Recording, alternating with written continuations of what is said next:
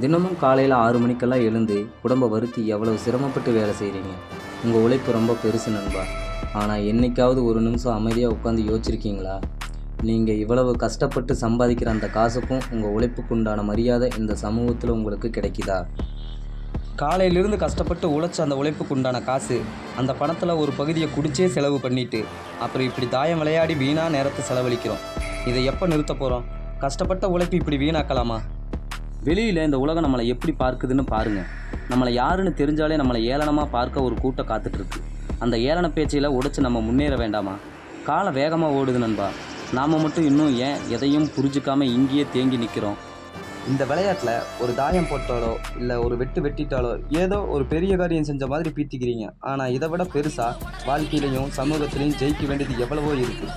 வெறும் கட்டையை உருட்டி ஜெயிக்கிறது ஒரு வெற்றியே இல்லை. நம்ம கௌரவத்தை மீட்டு நம்மளை ஏளனமாக பார்க்காத ஒரு உயர்ந்த இடத்தை அடைகிறது தான் நிஜமான வெற்றி. இதையெல்லாம் நான் ஏன் கேட்குறேன்னா, நீங்கள் நல்லா இருக்கணுங்கிற அக்கறையும் இப்படி இருக்கீங்களேங்கிற வருத்தமும் எனக்கு இருக்குது. நீங்கள் நல்லா இருந்தால் தான் நம்ம ஊர் நல்லா இருக்கும். உங்களை பார்த்து வளர நம்ம குழந்தைகளும் நல்லா இருப்பாங்க. பொழுதுபோக்கை விட்டுட்டு நம்ம முன்னேற்றத்தை யோசிக்கணும்பா. நமக்கான அடையாளத்தை நாம தான் தேடிக்கணும்.